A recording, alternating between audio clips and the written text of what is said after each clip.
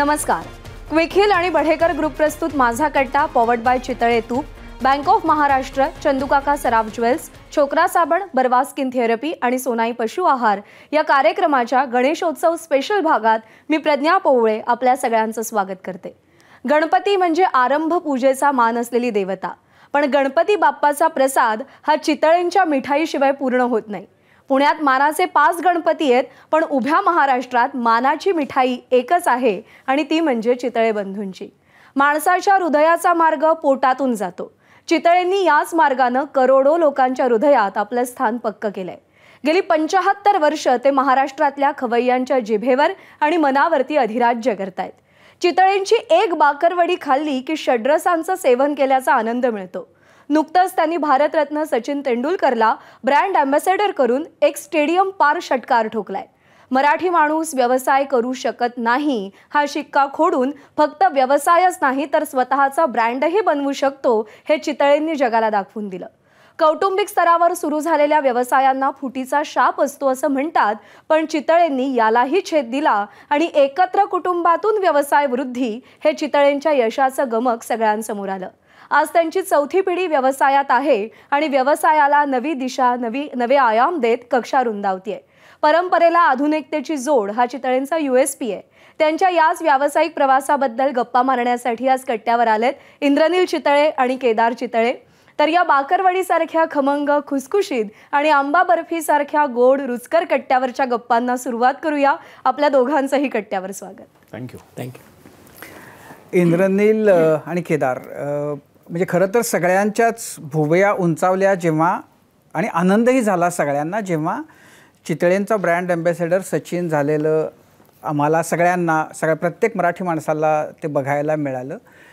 आणि म्हणजे चितळे आणि मराठी माणूस यांचं एक खूप जवळचं नातं आहे, तसंच जसं ते सचिनशी आहे.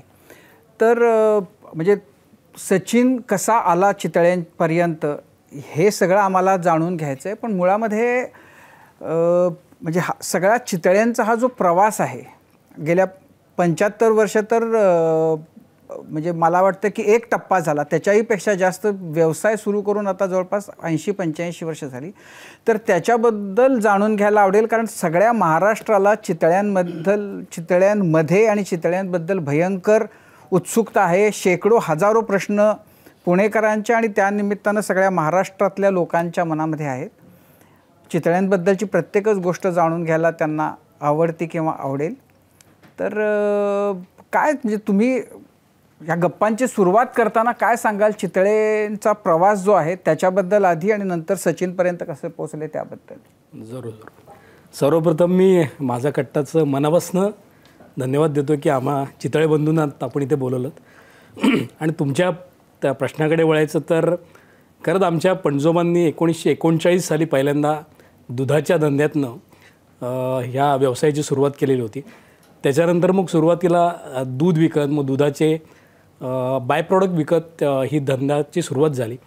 आणि मग आमचे आजोबा रघुनाथराव चितळे यांनी पुण्यामध्ये पहिल्यांदा 1950 साली दुकान चालू केलं. त्यातसुद्धा सुरुवातीला फक्त दूध, चक्का, दही अशा प्रकारचेच दुधाचे पदार्थ विकत होते. पण नंतर दुधापासनं मग पेढे तयार झाले आणि अक्षरशः पुणेकरांनी त्याला डोक्यावर घेतलं असं म्हणता येईल. मग त्यांनासुद्धा एक चांगलं वाटलं. मग त्यांनी नवीन पदार्थ ट्राय केले आणि त्याचबरोबर इंद्रनीलचे आजोबा राजाभाऊ चितळे हे स्वतः तेव्हा धंद्यात आले.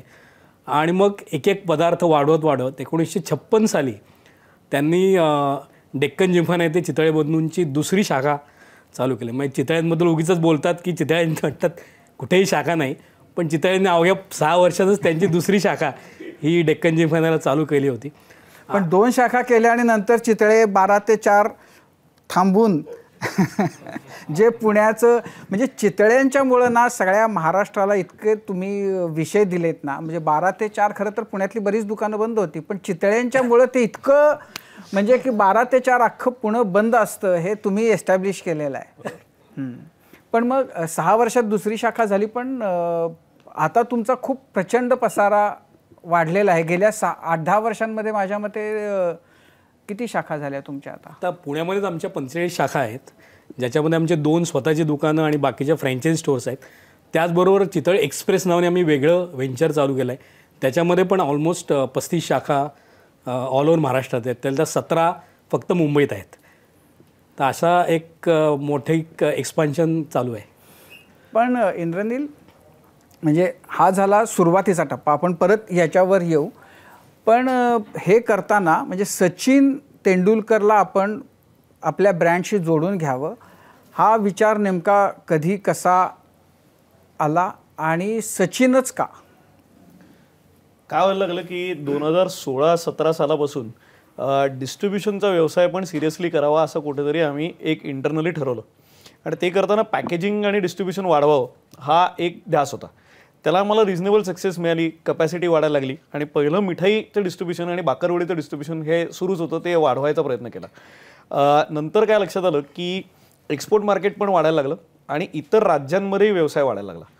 तो जसा पेनिट्रेट करायचा म्हटला तर ते करताना कुठेतरी ब्रँडची ओळख ही एका सीमेच्या पलीकडे मर्यादित होती आणि आपला ब्रँड दुसऱ्यांनी का घ्यावा ह्याच्यावरती कुठेतरी आम्हाला कायम प्रश्न होता. आणि जेव्हा डिस्ट्रीब्युशन म्हणजे जनरल ट्रेड किंवा मॉडर्न ट्रेडचं मार्केट येतं की जे दुकानदारीच्या पेक्षा उलटं होतं, कारण की कस्टमर त्याच्या गरजेकरता तिकडे जात असतो आणि त्या गरजेमध्ये आपल्या ब्रँडला त्याच्यात आपल्याला कुठेतरी जागा करून घ्यायची असते. तर त्याच्यात जागा क्रिएट करताना अनोळखी माणसांनी कुठल्या तरी वेगळ्या परक्या राज्यात आपला प्रोडक्ट का घ्यावा ह्याच्यावरती आम्ही खूप विचार करत होतो. कारण की एकदा घेतला तर परत घेतील ह्याची गॅरंटी आम्हाला आमच्या क्वालिटी आणि प्रॉडक्टबद्दल होती. पण पहिला घ्यायलाच कसं प्रॉम्प्ट करायचं की जिकडे आमचा सेल्स पण नाही आहे, आम्हाला कस्टमर माहीत नाही आहे, थर्ड पार्टीमध्ये त्याचा रिटेल होतो आहे आणि ते करताना त्याच्याबद्दल काय फीडबॅक येतो हेही कळत नाही. सो या दृष्टीने कुठेतरी एक ब्रँड अँबॅसेडर असावा असं कुठेतरी आम्हाला वाटलं.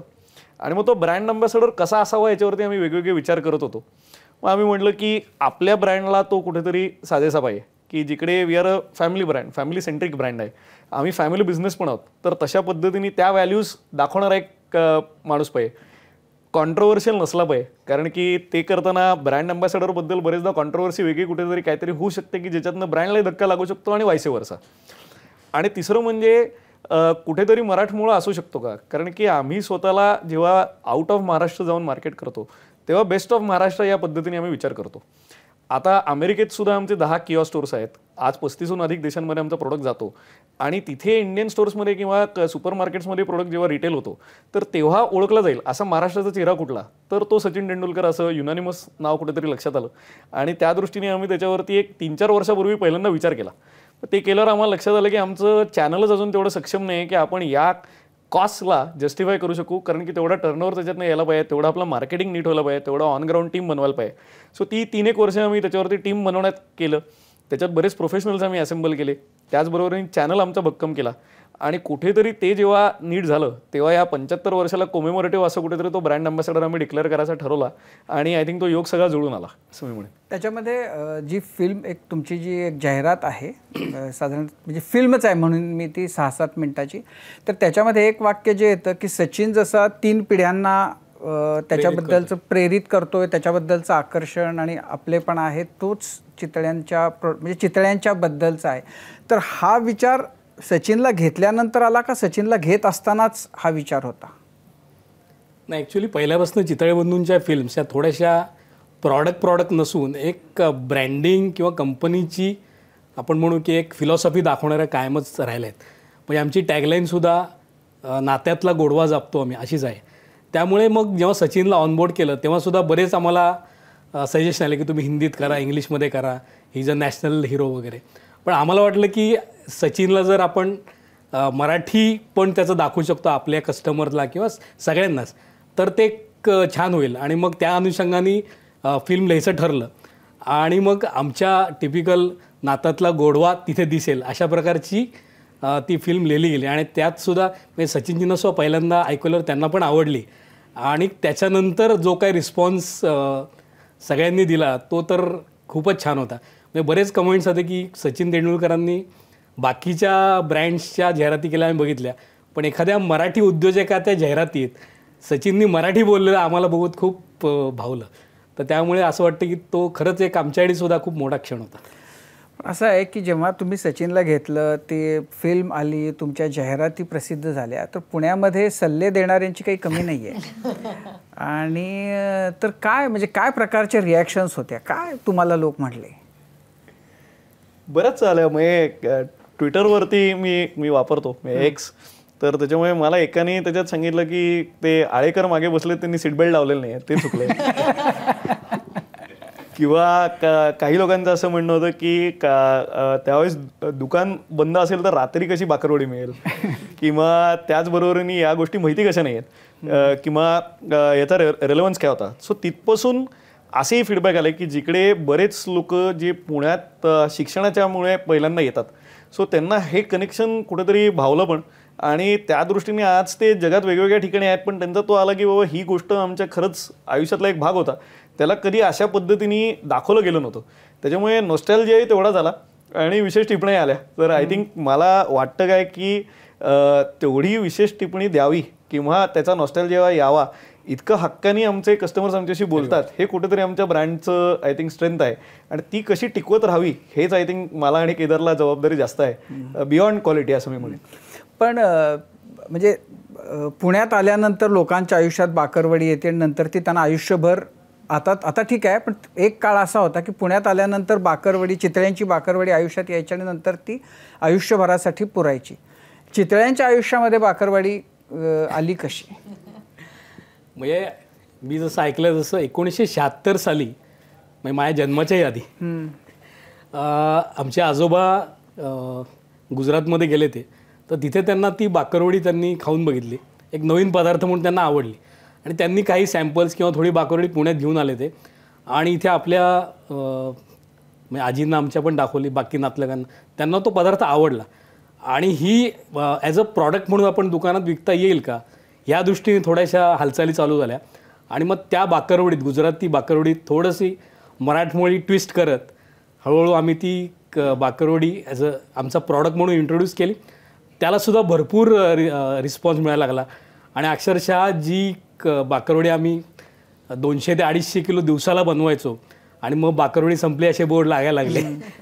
पण असं आहे की बाकरवडी मिळणं म्हणजे ते सकाळी उठून की भविष्य असतं ना, तसं ते होतं की बाकरवडी संपली हेच बोर्ड बघायची पुणेकरांना दीर्घकाळपर्यंत सवय होती.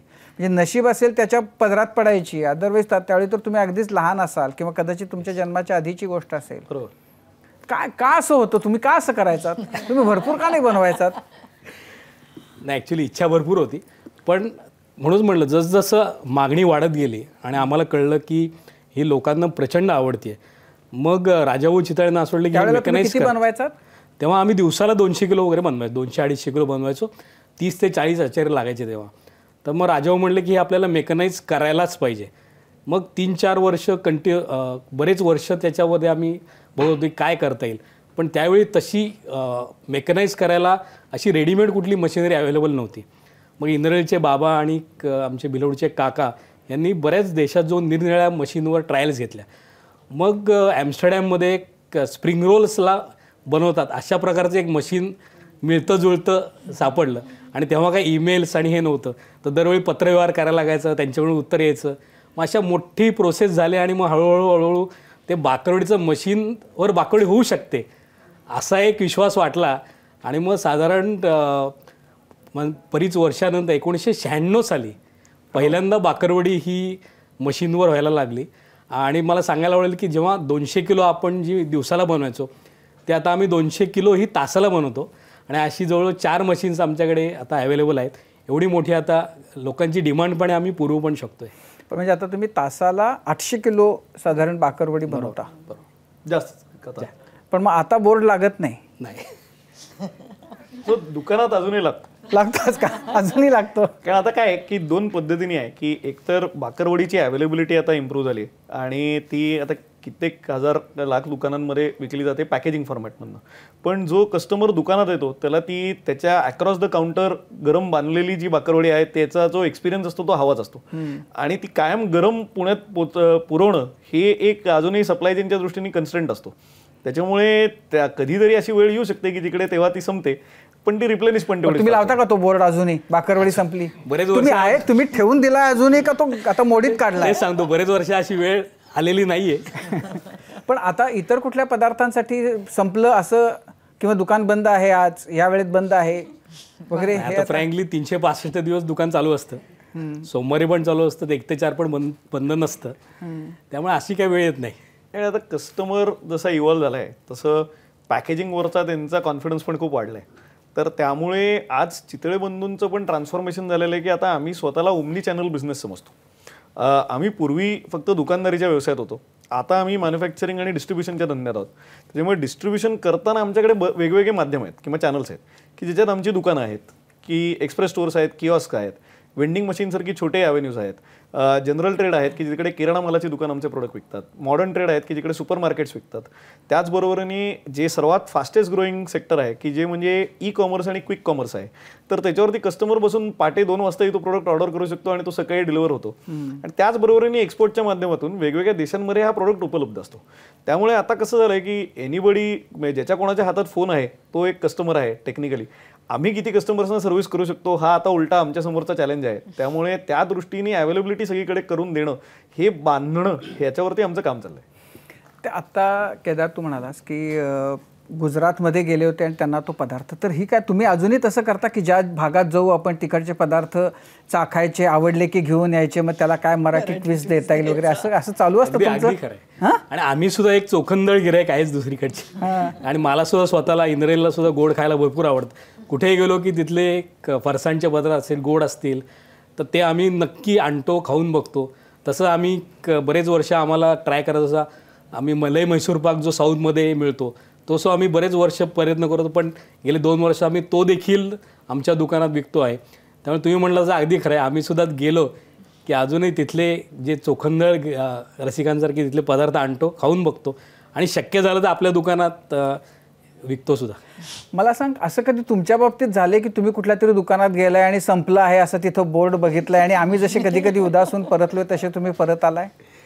माझ्या बाबतीत झालं असं, कारण की म्हणजे आणि हे फक्त भारतातच नाही, हे परदेशात पण झालेलं आहे. त्यामुळे मला कधी कधी तो प्रश्न पडतो की पुणेकरांसारखा डिमांडिंग कस्टमर तिकडे पण पाहिजे की त्याच्यामुळे ते राहतील. की आता मी जयपूरला एक खूप चांगली प्याज कचोरी मिळते, आता त्याचा जो ब्रँड आहे तर त्याच्याकरता गेलो तर तिकडे अर्धा तास एकदा कचोरी संपली होती, तो गरम गरम तळून देत होता, तोपर्यंत लोक सगळे आरामात थांबले होते आणि गप्पा मारत चहा अजून काहीतरी ढोकळा काय खा करत होते. त्याच्यामुळे तसं थांबायची तयारी होती. किंवा मी आता पॅरिसमध्ये पाहिलं आहे की तिकडे लाजुरी नावाचा एक फेमस ब्रँड आहे की जो 1800 सालापासून तिकडे आहे आणि ते मॅक्रॉन्स बनवतात. तर त्यांच्याकडे कधी कधी तो प्रोडक्ट संपतो आणि तिकडे अर्धा तास लोक थांबतात. तर त्याच्यामुळे माझ्यामते किंवा मॅग्नोलिया बेकरी नावाची एक न्यूयॉर्कमध्ये खूप चांगली बेकरी आहे की जिथे त्यांचे चीज केक्स खूप फेमस आहेत. सो तशा ठिकाणी आय थिंक ते संपतं आणि ती पॉप्युलॅरिटी कुठेतरी मला वाटतं की ह्याच्यातच आहे की ती गोष्ट संपते. तर त्यामुळे फक्त कसं आहे की बरेचदा या बिझनेसेसना स्केल अप करायचं असेल तर ह्याच्यातनं बाहेर पण पडायला लागतं असं मला वाटतं. त्यामुळे अवेलेबिलिटी जितकी तुमची वाढेल तेवढा तुमचा सेल वाढतो असं मला वाटतं. सो ते चेंज केलं पाहिजे कुठेतरी. पण आता हा जो मराठी ट्विस्ट म्हणजे बाकरवडी आता असा आहे की तो मूळ गुजराती पदार्थ होता, हे आता आमच्यासाठी किंवा महाराष्ट्रासाठी आता तो एकदम अस्सल मराठमोळा पदार्थ झालेला आहे. तर त्या ट्विस्ट आणला म्हणजे तुम्ही काय केलं? म्हणजे त्याच्यात थोडंसं त्या बाकरवडीत नसलेल्या काही गोष्टी केल्या. म्हणजे त्यांच्याकडे सौफ वापरतात, म्हणजे आपली बडीशेप असते ते वापरतात त्या भागात, जी आमच्या इथे नव्हती. किंवा आपल्या इथे सगळ्यात साधारण चिंच गूळ घालायची पद्धत असते, तर तशीच ह्याच्यात सुद्धा थोडी गोडी आणली, चिंच वाढवली, असे एक त्यावेळचे एक वेगळे ट्विस्ट करून ती एक विक्रीयोग्य बनवली असं म्हणू शकतो. म्हणजे बरेच वेळा आपण घरी पुरणपोळी करतो, ती घरी खायला छान वाटते, तर ती दुकानात विक्रीयोग्य करायची असेल तर त्यात गरजेनुसार काहीतरी बदल करावे लागतात. तसंच त्या बाकरवडीत सुद्धा काही विक्रीयोग्य बदल करून ती मग आम्ही शेल्फवर आणली. ती दुसरा एक मेजर बदल त्याच्यात असा होता की गुजरातमधली जी बाकरवडी आहे तर ती शॅलो फ्राईड असते. त्याला ते काय म्हणतात? बाकरवडीच म्हणतात ते, पण ती शॅलो फ्राईड असते. त्याच्यामुळे ती कधीच आपल्यासारखी कुरकुरीत किंवा खुसखुशीत होत नाही. तर आम्ही ती डीप फ्राईड करतो आणि ते केल्यामुळे त्याचं टेक्स्चरच बदलतं. त्यामुळे कुठेतरी तो खमंगपणा जो मराठीत म्हणतो आपण तो त्याच्यात येतो. सो आय थिंक तो त्याच्या रिपीट इटिंगचं कारण आहे असं मला वाटतं कधी कधी. पण बाकरवडी कधीच मऊ पडत नाही, बरोबर. त्याचं काय कारण आहे? ती ज्या पद्धतीने तळली जाते आणि ज्या पद्धतीने ते त्याच्यावरती एक प्रोसेस राबवली जाते ते केल्यामुळे ओव्हरऑल त्याच्यातलं जो काय मॉइश्चरचं कंट्रोल आहे तो खूप चांगल्या पद्धतीने ठेवला जातो. आणि त्याचबरोबरीने जेव्हा पॅकेजिंग येतं तेव्हा पॅकेजिंगमध्ये काय की त्याच्यात एक मॉडिफाईड ॲटमॉस्फिअर पॅकेजिंग असा प्रकार असतो की ज्याच्यात त्या पॅकेजिंगच्या आतलं वातावरण जे आहे ते मॉडिफाईडच असतं. त्यामुळे त्यात काय होतं की आपण एकतर ऑक्सिजन सगळा काढून टाकतो, त्याच्यामुळे आतमध्ये व्हॅक्यूम होतो आणि तिथे आपण नायट्रोजन गॅस भरतो की ज्याच्यामुळे इनर्ट एन्व्हायरमेंट तयार होतं. सो ते झाल्यामुळे ऑक्सिडेशन किंवा मॉइश्चर दोन्ही गोष्टी आत नसल्यामुळे मऊ पडायचं काही कारण येत नाही, त्यामुळे मग ती टिकते. सो अशी प्रोसेस त्याच्यावरती लावल्यामुळे कुठेतरी आम्हाला त्याची शेल्फ लाईफ आता 1 वर्ष सुद्धा देता येते आणि ज्यात कुठेही प्रिझर्वेटिव्ह वापरायला लागते. पण असं आहे की म्हणजे तुम्ही रोज गोडामध्ये असता, तुम्ही सणासुदीच्या दिवशी काय करता? हा प्रश्न बरेच वेळा विचारला होतो. पण आमची आईसुद्धा चांगले पदार्थ करते. पण आमच्याकडे बरेच वेळा आमच्या आजोबांना पुऱ्या आवडायच्या, गोडाच्या पुऱ्या त्या होत्या अजूनही आमच्याकडे, किंवा साखरी भात असतो. आणि चितळेचं श्रीखंड आमच्याकडे म्हणजे पाकातल्या पुऱ्या म्हणलं, पाकातल्या पुऱ्या आवडायच्या, त्यामुळे तो आमच्याकडे. तुम्ही पाकातल्या पुऱ्या तुमच्याकडे आहे का पदार्थ? नाही, घरी असतो फक्त खायला. पण तुम्ही पाकातल्या पुऱ्या का नाही विकत? अजून R&D कम्प्लीट झाली नाही असं म्हणता येईल. हां, तर म्हणजे चितळ्यांच्याकडे सणासुदीच्या दिवशी पाकातल्या पुऱ्या असतात. पाकातल्या पुऱ्या असतात, साखरी भात असतो. नाहीतर तुमचा प्रोडक्ट विकायला नाहीये, विकायला नाही. तुम्हाला घरात खायचं असतं ते तुम्ही बाहेर नाही काढत, लोकांसाठी नाही अवेलेबल करत. कसं आहे, ते जे घरात बनतं ते चितळ्यांच्या फॅक्टरीत बनत नाही, त्याच्यामुळे तो फरक आहे. त्याच्यामुळे आमच्याकडे ते आई काकू किंवा आता आमच्या ज्या बायका आहेत त्यांनी जर का ते अप्रूव्ह केलेलं असेल आणि ते आवडायला लागलं तर मग कुठेतरी फॅक्टरीत जायचं की नाही हे ठरवतो. आणि हे आमच्या आज्यांपासून प्रथा आहे की तिथे त्यांनीच भरपूर रेसिपी आमच्या सेट केलेल्या आहेत की बेसन लाडू असेल, रवा लाडू असेल, की ज्या अशा पारंपरिक महाराष्ट्रीयन रेसिपी आहेत. सो ते कसं बेसन भाजलं पाहिजे इथपासून आमच्या आज्यांची त्याच्यात इन्व्हॉल्वमेंट होती त्यावेळेस प्रोसेसमध्ये, की जी कुठेतरी आज अजूनही आमच्याकडे लेखी होतं ते आता कुठेतरी डेटामध्ये ट्रान्सलेट झालेलं आहे आणि ते आम्ही पाळतोय SOP म्हणून. पण म्हणजे थोडक्यात सांग ना की काय तुमची काय वेगळेपण आहे? म्हणजे आता समजा बेसनाचा लाडू किंवा कुठलाही, म्हणजे हे तर घरोघरी नेहमी बनणारे पदार्थ आहेत, तर तुमच्याकडं त्याचं वेगळेपण काय असतं? नाही, बेसिकली कुठलाही प्रॉडक्ट हा जर चांगला व्हायचा असेल तर त्यातला वापरलेला घटक पदार्थ हा तितका चांगला असला पाहिजे आणि जी प्रोसेस असते ती युनिफॉर्म असली पाहिजे. म्हणजे आपण सगळेच घरी बेसनाचे लाडू करतो किंवा बाकीचे बरेच मिठाई करत असतो. आमच्याकडे वेगळं काय तर वेगळं म्हणजे असं की आम्ही एकच चव ही वर्षानुवर्ष देण्यासाठी तशा प्रकारच्या प्रोसेसेस केलेल्या आहेत. आणि अगदी इन्ग्रेडियंट्स म्हणले तर स्पेसिफिक आपल्या प्रॉडक्टला लागतील असे इन्ग्रेडियंट्स आम्ही प्रोक्युअर करत असतो. म्हणजे जो मेन दुधासारखा पदार्थ आहे जो आमच्या डेअरीतच होत असतो, खव्यासारखा पदार्थ जो आमच्या डेअरीत असतो, किंवा आंबा बर्फाला लागणारा जो मँगो पल्प आहे तो आम्ही आमच्या आंबा बर्फाला लागेल तशा प्रकारच्या आंब्यांचा काढून घेतलेला असतो. त्यामुळे एक युनिफॉर्मॅलिटी आम्हाला मेंटेन करता येते. आणि जसं आपण म्हणतो की चांगला पदार्थ जर इन्ग्रेडियंट म्हणून वापरला तर येणारा पदार्थ हा 100% चांगला होतोच. तर तो एक मला वाटतं फरक असेल. आणि तेलाचं उदाहरण घेतलं तर आम्ही शेंगदाणा तेलात आमचे प्रॉडक्ट तळतो, त्यामुळे देखील एक डिफरन्शिएटिंग फॅक्टर इतरांपेक्षा आणि आमच्या बाकरवडीमध्ये तो सुद्धा आहे. त्यामुळे मग लोक आमचा खाता इतरांचा पण खात असतील आणि त्यांना आमचा सरस वाटल्यामुळेच ते आमचा पुढच्या वेळी घेत असतील असं वाटतं. नाही, पण समजा आता बाकरवडीसारखा पदार्थ आहे तर वर्षानुवर्ष एकच चव कायम ठेवणं, तर याच्यासाठी काय काय करता? आता म्हणजे आता तर त्या सगळ्या यंत्रांनीच गोष्टी बनतात, म्हणजे त्याच्यासाठी काय मैदा काय वापरतात? सो मैदा आहे, बेसन आहे, बेसनाची शेव बनवली जाते की जी मसाला असतो, त्याचबरोबर त्या मसाल्यात आता चिंच असते, मिरची असते, मिरचीचा ठेचा असतो. सो ती मिरचीसुद्धा आम्ही कॉन्ट्रॅक्ट फार्मिंग करून एकाच जातीची मिरची उगवतो की ज्याच्यामुळे वर्षभर त्याचा तिखटपणासुद्धा सेम राहतो.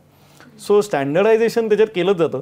पण म्हणजे मला असं कायम वाटतं आणि तो म्हणजे मी जास्त प्रोसेस साईडला असतो त्याच्यामुळे माझी आणि माझ्या बाबांच्यात होणारी जी कायम चर्चा किंवा वादावादी असते ती तीच असते की त्यांचं एक म्हणायची पद्धत आहे की सगळ्या पदार्थ जे आपण बनवतोय स्पेशली जे पारंपरिक आहेत तर त्याच्यात कुठेतरी ते चढ माप असलं पाहिजे. आणि चढ माप म्हणजे काय की जे काय रेसिपी वाटते त्याच्यापेक्षा किंचित सगळं जास्तच पाहिजे, कारण की त्याशिवाय ते फ्लेवर बोलत नाहीत. आणि ते जेव्हा आम्ही इंजिनिअरिंग भाषेत ट्रान्सलेट करायला जातो तर तेव्हा हे चढ म्हणजे किती ह्याचं पण पर्सेंटेज काहीतरी ठेवायला लागतं.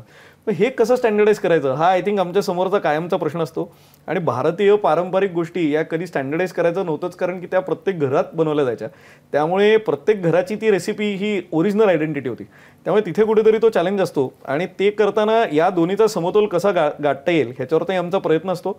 तो आता वर्षानुवर्ष करून त्याच्यावरती ट्रेनिंग केलेलं आहे. आता त्याच्यात आमच्याकडे इंटरनल पॅनल्स आहेत की जे हे ऑर्गॅनोलेप्टिक ॲनालिसिस करण्याकरता सुद्धा सक्षम आहेत, की ज्याच्यामुळे वेगवेगळ्या लोकांकडनं फीडबॅक घेत ती कॉन्स्टंट राहते हे कुठेतरी मॉनिटर केलं जातं आणि मग ते आउटपुट तेवढं त्या दर्जाचं येतं असं मला वाटतं. नाही, आता बाकरवडीसारखा पदार्थ असा आहे की तो घरी नाही बनत, तो फक्त दुकानात चितळ्यांच्या मिळतो किंवा चितळ्यांचा विकत मिळतो.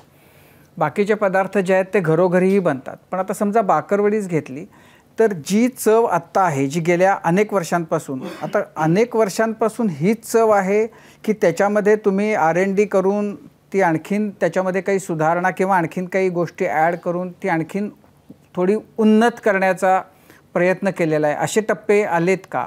आणि आता ही जी चव आहे त्याच्यावर तुम्ही इतके समाधानी आहात की आता याच्यामध्ये परत काही करायचं नाही असं म्हणून तुम्ही थांबलेले आहात का? तुम्हाला ही जी बाकरवडी आहे ती आणखीन चविष्ट करण्यासाठी त्याच्यावर काम करण्याचंही काम तुमचं सुरू आहे?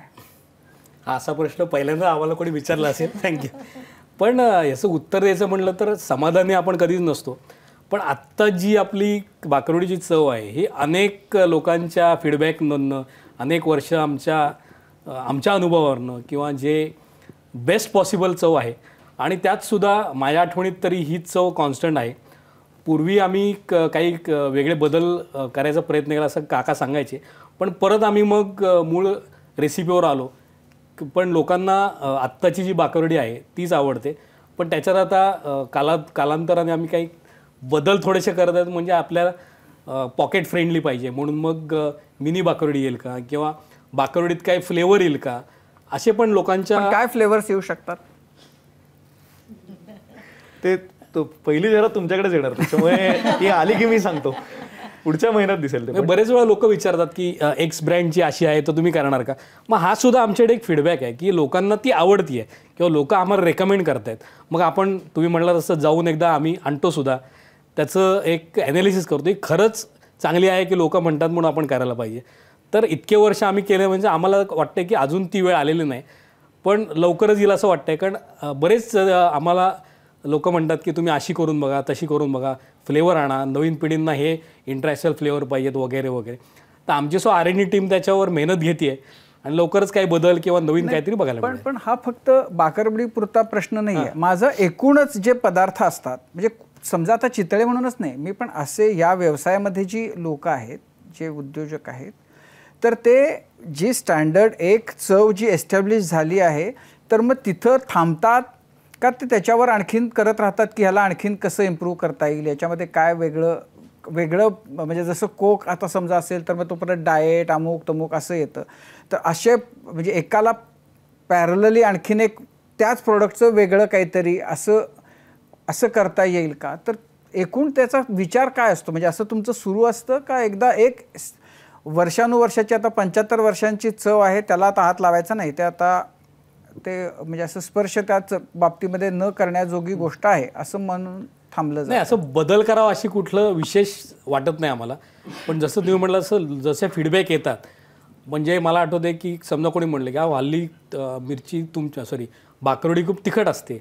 मग बॅक एंड इंटिग्रेशन आम्हाला कळलं की आपण जी मिरची वापरतोय त्याला खूप व्हेरिएशन्स आहे. या सीझनमध्ये कमी तिखट असते, यावेळेस जसं इंद्रियल म्हणलं तसं बॅकवर्ड इंटिग्रेशन आम्हाला जशी मिरची लागते तशीच मग पिकवायला चालू केलं. अशा प्रकारचे बदल आम्ही अंगीकारायला लागलो. पण टोटली चवच वेगळी करावी किंवा त्यात अजून सुधारणा करावी असं अजून वाटत नाही, म्हणून ती कंटिन्यू केली. आत्ता या घडीला म्हणजे ही जी प्रोडक्ट्स आहेत तर त्याला कुठेही मानवी स्पर्श न होता ते बनतात सगळ्या गोष्टी. ह्या 90% पदार्थ तरी तसे बनतात. काही पदार्थांना अजूनही त्याला पर्याय नाही आहे किंवा अजून तो स्केल त्याला आलेला नाही की ज्याच्यामुळे ते ऑटोमेशन अजून जस्टिफाय होत नाही. तुम्ही जसं म्हणालात तसं बघायला गेलं तर आता अनरसासारखा प्रोडक्ट की जो आपल्याकडे सणासुदीला वापरला जातो आणि तो टिपिकली महाराष्ट्रीयन ओळखीचा पदार्थ आहे. तर अनरशाचं पीठ भिजवून ठेवून ते फर्मेंटेशन व्हायलाच 45 दिवस लागतात. सो आम्ही त्या पिठाच्या कल्चरवरती काम केलं की जिकडनं आम्ही ते 45 दिवस साधारण आता 7-8 दिवसावरती आणलेलं आहे. आता ते केल्यामुळे आम्हाला जे 45 दिवस करून थांबायला लागायचं तर ते आम्ही उरलेले 45 दिवस अजून काय काय काम करू शकतो की जिकडे आम्हाला अनरसाचं प्रोडक्शन वाढवता आलेलं आहे. आता अनरसाचं ते प्रोडक्शनच्या बाबतीत फर्मेंटेशन कसं होतं ह्याचं मेजरमेंटच कधी केलेलं नव्हतं पूर्वी. सो फर्मेंटेशन कल्चर्स वेगवेगळ्या संस्कृतींमध्ये त्यांच्या पदार्थांचे व्हायचे, पण अनरशाचं पिठाचं कधी झालेलं नव्हतं. मग ते आम्ही मेजर केलं, त्याच्यात आम्ही काम केलं, त्याच्यावरती आम्हाला हे लक्षात आलं की अरे या लेवलला पोचलं तर या पद्धतीने ते चांगलं चालतंय. सो ते झाल्यावर आम्हाला उलट अनरशाचं प्रोडक्शन वाढवतं झालेलं आहे. आता आम्हाला प्रश्न पुढचा हा आहे की आता याचा फॉर्म फॅक्टर कसा बदलू शकतो की ज्याच्यातनं आम्हाला हा टिकवायची ॲबिलिटी इम्प्रूव्ह होईल. कारण आता आम्ही समजा दिवसाला 10 किलो करू शकत होतो तर आता आम्ही 100 करतोय. पण आता आम्हाला वाटतं की मार्केट खरं तर 1000चं आहे, तर 1000ला कसं जायचं हा एक विचार झाला R&Dच्या बाबतीतला. दुसरा असं होतो की कधी कधी काय की आता काळाच्या गरजा जशा बदलत आहेत तशा डायटरी प्रेफरन्स पण बदलत आहेत. म्हणजे लॅक्टोज फ्रीची डिमांड वाढलेली आहे, नो ॲडेड शुगरची डिमांड वाढलेली आहे, ग्लुटन फ्रीची डिमांड वाढलेली आहे, आता मिलेट किंवा हाय प्रोटीन हाय फायबरची डिमांड वाढलेली आहे. तर त्याच्यामुळे अल्टरनेटिव्ह इन्ग्रेडियंट्स वापरून वेगवेगळ्या पद्धतीचे प्रोडक्ट पण करता येऊ शकतात का, याच्यावरती पण कुठेतरी आमचा एक प्रयत्न चालू असतो की जिकडे आहे त्या ओरिजिनलला डिस्टर्ब नाही करायचं, पण आपण त्याला पॅरलल अल्टरनेटिव्ह क्रिएट करू शकतो का, की ज्याचं कदाचित आज मार्केट नाही आहे पण 10 वर्षांनी मार्केट येईल, पण आमच्या कस्टमरला तो आमच्या ब्रँड विंडोमध्ये चॉईस राहिला पाहिजे. तर त्याच्यामुळे एक अशा पद्धतीचं एक डेव्हलपमेंट चालू असतं. आणि तिसरं जे आहे ते कधी कधी काय असतं की काही कायदे बदलत असतात, तर त्या कायद्यांमुळे सुद्धा आम्हाला आमच्या प्रोसेसेसमध्ये चेंजेस करायला लागतात. कधी कधी ते कायदे अनफेअर असले तर आम्ही त्याच्या विरोधात भांडतो, पण त्याचबरोबरीने जे चांगले असतात की ज्याच्यानी कन्झ्युमर सेफ्टी इम्प्रूव्ह होणार असेल तर ते अडॉप्ट करून त्याच्यानी पण प्रोसेसमध्ये चेंजेस करायला लागतात. कधी कधी कलर्समध्ये चेंजेस होतात, कधी कधी व्हिज्युअल चेंजेस होतात. काही फ्लेवर्स असतात ते अमेरिकेत वेगळा कायदा असतो, ऑस्ट्रेलियात वेगळा कायदा असतो, इंडियात वेगळा कायदा असतो, तर त्याचं सर्वात चांगलं काय समीकरण करता येईल ह्याचंही आम्ही बघत असतो. त्यामुळे R&D इनोव्हेशन जे आहे ते मल्टिपल फोल्ड्सवरती चालू असतं. आणि तसंच एक्सटेन्शन इंटू पॅकेजिंग. म्हणजे मगाशी पाकातल्या पुऱ्यांबद्दल जे आपण बोललो की आता आम्हाला आत्ता तोच कन्स्टंट येतोय की पाकातली पुरी पाकच इतका असतो की त्याच्यामुळे ती आपापच सॉगी होते, सादळते. आता ती खुसखुशीत नाही लागली तर त्याचा एक्सपिरियन्स कस्टमरचा चांगला लागणार नाही. सो मायक्रोबायोलॉजिकली तो प्रोडक्ट टिकू शकतो, पण ऑर्गॅनोलेप्टिकली तो फेल होतो तिसऱ्याच दिवशी. त्यामुळे आम्ही तो लॉन्च करत नाही आहोत. सो आता त्याचं क्रिस्पीनेस कसा आणायचा किंवा ती प्रोसेस कशी करायची याच्यावरती आमचं काम चाललंय की ज्याच्यात ॲक्च्युली ताजी पुरी मिळू शकते का, असा एक प्रयत्न आहे. सो असं काही ना काहीतरी आम्ही इनोव्हेशन आता करायचा प्रयत्न करत असतो की जिथे मल्टिपल फ्रंट्सवरती मल्टिपल लोक ह्याच्यावर काम करतात. आणि आम्ही R&Dच्या बाबतीत काय केलंय की कल्चर ओपन ठेवलेलं आहे फॅक्टरीमध्ये, की जिथे फीडबॅक कोणालाही आला तर त्यांनी त्याच्यावर काम करावं, आमच्या पॅनलमध्ये दाखवावं, आणि ते दाखवून त्याला जर सगळीकडनं बाईंग इन मिळालं तर तो कमर्शियलायझेशनला जावा. तर त्याच्यामुळे त्या दृष्टीने एक इनोव्हेशनचं स्पिरिट कसं बनवायचं ह्याच्यावरती आमचा प्रयत्न चाललेला आहे भारतीय पारंपरिक फूड्सवरती. नाही, तुम्ही चिरोट असं आहे की मराठी पदार्थ म्हणजे फार अवघड क्लिष्टच आहेत सगळे. बहुतेक पदार्थ आपले जे आहेत की आता चिरोट आहे, आता त्याचे ते पापुद्रे सुट्टे होण्या इतकं ते बनवणं हे फार त्रासदायक आहे. मोदक तर ते कळीदार तो करणं आणि तो टिकणं हे फार चॅलेंजिंग आहे. पुरणाच्या पोळीमध्ये पुरण अगदी कडेपर्यंत नेऊन तशा पोळ्या करणं आणि त्या परत गुळाच्या असतील तर ते आणखीन चॅलेंजिंग. तर हे तुम्ही म्हणजे काय आता म्हणजे ह्या सगळ्या प्रोडक्ट्समध्ये तुम्ही आहात ना, तर मग हे तुम्ही याची मशीन्स आहेत आलेली का ही आता तुम्हाला बनवून घ्यावं लागतं हाताने? ही सगळी स्पेशल पर्पज मशीन आम्ही बनवून घेतो. म्हणजे बरेचदा एकेकाळापर्यंत हे सगळं हातानेच बनवलं जायचं, पण जशी जशी स्केलची डिमांड वाढायला लागली तर तसं आम्हाला ऑटोमेशन करण्याशिवाय काही पर्याय नव्हता. त्याच्यामुळे आज मोदकाची मशीन जपान किंवा जर्मनीवरनं आलेली आहेत की जिथे आता यावर्षी आम्ही जस्ट एक रेकॉर्ड स्पीड केला की 1100 किलो तासाला आम्ही मोदक तयार केले फुल्ली ऑटोमेटेड. 1100 किलो? हो. सो त्याचा मी व्हिडिओ टाकला होता सोशल मीडियावर. त्याच्यामुळे ते आमच्या दृष्टीने अचिव्हमेंट होते की या स्पीडला आम्ही जाऊ शकलो. सो पूर्वी आम्हाला दिवसात 1000 किलो करता यायचे कारण हाताने केले जायचे, साच्यातनं सगळे ते आता कुठेतरी फुल्ली ऑटोमेटेड होत आहेत. तर त्यामुळे पुरणपोळीच्या बाबतीत तसंच आहे की आता ते एक्सट्रुजन करून उलट इव्हनली स्प्रेड कसं होईल की जिथे पूर्वी पुरणपोळीची आणि परत तिथे तो मजा येते की आता खासियत पुरणपोळीची अशी होती की काही ठिकाणी जास्त जाड काही ठिकाणी कमी जाड आणि ते पुरण प्रत्येक घासात वेगळं असायचं. आता मशीनवरती जातं तेव्हा ते इव्हनलीच स्प्रेड करायला लागतं, त्याच्यामुळे तो एक्सपिरियन्स बिघडतो. तर मग ते अनइव्हन कसं करायचं किंवा कुठे तिथे आपल्याला त्या प्रेसिंगमध्ये किंवा रोलिंगमध्ये सुद्धा काही ठिकाणी अशा पिन होल्स मारले पाहिजेत की त्याच्यामुळे फुलेल वेगळ्या पद्धतीने, त्याचं फ्लेवर वेगळा येईल. हे इनोव्हेशन आम्हाला करत सारखं करायला लागतं आणि आय थिंक त्याला रेडीमेड सोल्युशन काही नाही. त्याच्यामुळे ही सगळी स्पेशल पर्पज मशिनरी आहे ती आम्हाला अडॉप्ट करायला लागते. पण तुम्ही गुलाबजाम करता पण पाकातल्या पुऱ्या जमत नाही. समजा पाकात म्हणजे पुऱ्या वेगळ्या केल्या आणि पाक वेगळा केला आणि नंतर आपलं आपलं मिक्स करून घ्या असं म्हणून जर सांगितलं तर करता येईल. तर तुम्हाला पण मी नेणार आहे. आमच्या R&D टीमला तुमच्याकडनं भरपूर इनपुट्स मिळतील असं वाटतं. नाही, गिनरे म्हणलं तसे बरेचसे पदार्थ असतात जे घरी खाण्यायोग्य असतात आणि बरेच वेळा ते मार्केटेबल नसतात. म्हणजे डिमांड भरपूर असते पण ते समोर होत नाहीत. पण त्याच्या व्यतिरिक्त चितळे बंधू अजून 150 प्रोडक्ट बनवत आहेत. आणि तुम्हाला असं कोणी जसं आता मी सांगतोय असं सांगायला आलं तर तुम्ही ऐकून घेता का? हो, 100%. ते बरेचसे चांगले पॉझिटिव्हली आणि खरं देत असतात फीडबॅक आणि ते आम्ही नक्की घेतो. म्हणजे मागे एकदा आम्ही पूर्वी डिंकाचे लाडू असायचे ते साजूक तुपातले बनवायचो, साध्या तुपातले पण बनवायचो. तर आम्हाला एखादा म्हणजे बरेच वर्षापूर्वी गिऱ्हाईकाने सांगितलं, अहो आमचे मुली ह्या प्रेग्नंट असताना किंवा गरोदरपणात ह्या खातात, तर तुम्ही साध्या तुपातले का बनवता? आमच्या आजोबा ठरवलं की नाही, आजपासून साध्या तुपातला बनवायचंच नाही असा पॉझिटिव्ह फीडबॅक घेऊन आम्ही डिंक लाडू झाले, बेसनाचे, रव्याचे, हे कुठलेही लाडू साध्या तुपात बनवतच नाही, ते आम्ही साजूक तुपातच बनवतो आणि लोक सुद्धा त्याला ॲप्रिशिएट करतात.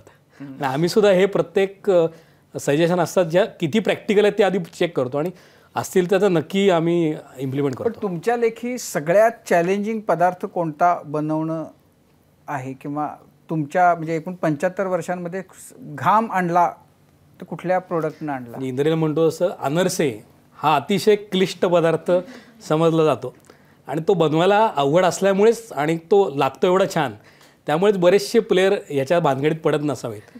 पण इंद्रनीलच्या बाबांची त्यात मास्टरी होती आणि त्याच्यामुळे त्यांनी ते मशीन आणि हे सगळं डेव्हलपमेंट केलं. तुम्ही म्हणता असं खरंच ते एवढं काम करून पूर्वी एवढंचसे प्रॉडक्ट निघायचे, पण आता ती पण परंपरा खंडित झाली आहे आणि ते सुद्धा आम्ही भरपूर प्रोडक्शन करू शकतो. राजीव सरांच्याच प्रश्नाला मगाच्या त्याला जोडूनच प्रश्न विचारतो. इंद्रनीलने पण थोडा उल्लेख केलेला, म्हणजे सध्या डायबिटीसचं पेशंट वाढतात आणि अनेकांचा कल असतो की नॉन डायबिटिक प्रोडक्ट असावं आणि तुमचे तर सगळे गोड पदार्थ आहेत आणि त्याला डिमांड खूप आहे. म्हणजे आता ती पाठी लागत नाही की जे बाकरवडी संपले किंवा दुसरे पदार्थ संपलेत, तर त्या अशा डायबिटीस किंवा प्री डायबिटिक याच्यासाठी काही प्रोडक्ट बनवायचे तुमचे विचार आहे का? आहेत ना, आमच्याकडे काही असे प्रॉडक्ट आहेत सुद्धा की ज्याच्यामध्ये आम्ही डायबिटीस असलेल्या लोकांसाठी पण बनवतो, पण त्याच्यामध्ये आमचे 4-5 व्हेरियंट आहेत, ज्यात गुलाबजाम आहे, काजू कतली आहे, सोनपापडी आहेत, असे पदार्थ पण बनवतो आणि दिवसेंदिवस त्याच्यावर R&D चालूच आहे. ॲक्च्युअली आपल्या गप्पांमध्ये ते 1 ते 4 दुकान बंदचा खूप उल्लेख झाला. मला असं वाटतं खूप वर्षांपूर्वी आमच्या चॅनलवर ब्रेकिंग न्यूज लागली होती की चितळ्यांचं दुकान आता 1 ते 4 दरम्यान उघड्यावर राहणार. तर मला ना म्हणजे एक सिरियस नोटवर हा प्रश्न विचारायचा आहे की जेव्हा ही तुम्ही बिग लीप घेतली की आता तुमचा जो बिझनेस आहे चितळ्यांचा तो खूप व्याप वाढवायचा वगैरे, तर तेव्हा असं म्हणजे 2 पिढ्याचे काही मतभेद म्हणा किंवा अशा काही झालं का, म्हणजे की आता नवी पिढी सांगते की आता आपण हे बदल केले पाहिजे आणि मोठ्यांना ते स्वीकारावे लागले, किंवा काय घडलं होतं म्हणजे की जेव्हा तुम्ही इतके बदल केलेत तेव्हा? नाही, आता खरं सांगायचं होतं आमच्या आधीची पिढी किंवा आमचे आजोबा होते ते आमच्यापेक्षाही फॉरवर्ड विचार होते असं म्हणता येईल. तर त्यावेळच्या धंद्याच्या गरजा म्हणून ते कदाचित आणि मार्केटप्रमाणे ते बंद राहत असेल, पण असा विरोध असा झाला नाही. फक्त आपण म्हणू की इट्स अ कॅल्क्युलेटेड कॉल.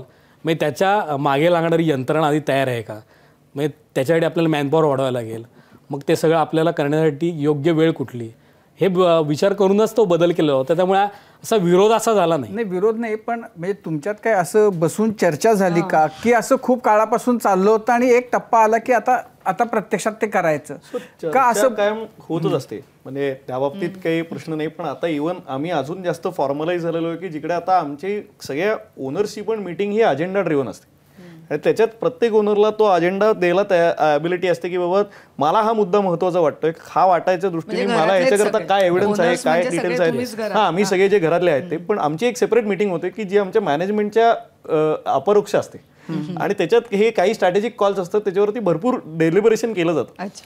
आणि मी इंजिनियर आहे, त्याच्यामुळे मला ते वाटतं की कायम चर्चा आणि विरोध किंवा हे असं नुसतं नाही, तर मला असं वाटतं ते फ्रिक्शनसारखं आहे की तुम्हाला चांगली ग्रिप घेण्याकरता थोडंसं रेझिस्टन्स कुठेतरी असलाच पाहिजे आणि त्या पद्धतीची चर्चा करण्याकरताची वातावरण तयार करणं हे कुठेतरी कंपनीच्या कॉर्पोरेट गव्हर्नन्सचा भाग आहे असं मला वाटतं.